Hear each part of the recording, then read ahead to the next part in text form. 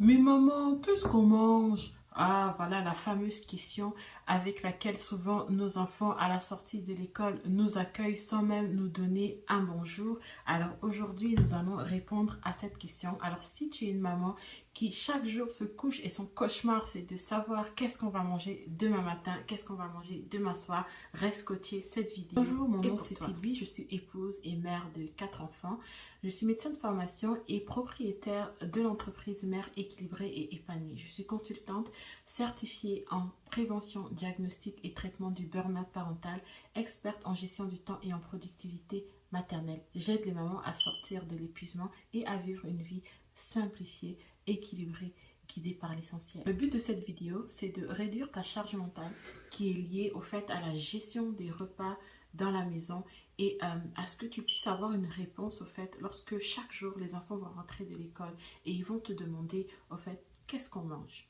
Je n'ai jamais compris la raison pourquoi, mais en général, les enfants sont comme rassurés de savoir qu'est-ce qu'ils vont manger le matin, qu'est-ce qu'ils vont manger à midi, qu'est-ce qu'ils vont manger le soir. Et j'ai remarqué qu'ils sont toujours très rassurés, très contents au fait de le savoir à l'avance. Donc cette petite vidéo, très pratico-pratique, droite au but, va te permettre au fait en 15-20 minutes, de pouvoir établir une liste de repas pour le mois. Donc, la première des choses que tu vas devoir faire, prends un stylo pendant que je fais cette vidéo, fais l'exercice parce que si tu le remets à plus tard, tu vas procrastiner et tu le feras jamais. Et dans 6 mois, dans une semaine, dans un an, tu seras toujours dans le même problème à te poser la question, ben, qu'est-ce qu'on va manger ce soir? Voilà. Donc, la première des choses que je vais te demander de faire, c'est de dresser tu prends une feuille et tu vas écrire sur la feuille en point 1 tous les repas préférés de chaque membre de la famille. Donc, si vous êtes 4, tu devrais avoir une liste de 4 repas. Donc, si vous êtes peut-être 3, au moins chacun a au moins 2 repas préférés. Donc, si vous n'êtes pas beaucoup, liste 2 repas préférés de chaque membre de la famille. Et si vous êtes une grande famille comme nous sommes 6, mais liste un repas préféré de chaque membre de la famille. Dans toutes les familles, chacun a son repas favori. La deuxième chose que tu vas faire, c'est que tu vas dresser la liste de tous les repas que tu as cuisinés la semaine dernière. Donc, si dans ton premier point, tu avais 4 repas, 4, 5 repas ou 6 repas, et dans ce deuxième point, tu vas avoir 7 repas de plus. Donc, si dans le point 1, tu en avais 4, là, tu vas en avoir 7 plus 4, ce qui va te faire 11 repas. Donc, tu vas faire ça. Tu mets pause sur la vidéo et tu fais pendant que je suis en train de parler. Alors, le troisième point que tu vas faire, tu vas dresser une liste de tous les autres repas qui te viennent en tête. Donc voilà, ce que tu vas faire, c'est que tu vas mettre encore pause à la vidéo et en plus des repas que tu viens de citer dans le point 1 et dans le point 2, tous les repas qui te passent par la tête, tu te mets un chrono de 3 minutes, tous les repas qui te passent par la tête, tu les écris le plus rapidement possible sur ta feuille. Alors, en point numéro 4, là, tu vas être arrivé avec une liste normalement, si tu as bien fait l'exercice, de 20 à 30 repas, voire même 35 repas. Voilà. Ce que tu vas faire, c'est que tu vas aller prendre un calendrier. Tout le monde a les calendriers de 2023 sont déjà sortis. Tu peux prendre une page de calendrier et tu vas venir mettre tous les repas que tu as,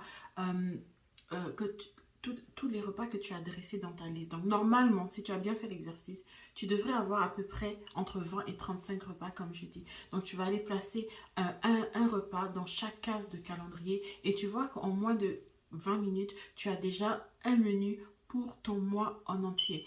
Et ce que tu fais, c'est que pour chaque jour de la semaine, pour chaque semaine, tu fais passer à une personne son repas préféré, c'est-à-dire lundi, disons, si les repas préférés, on les fait une fois par semaine.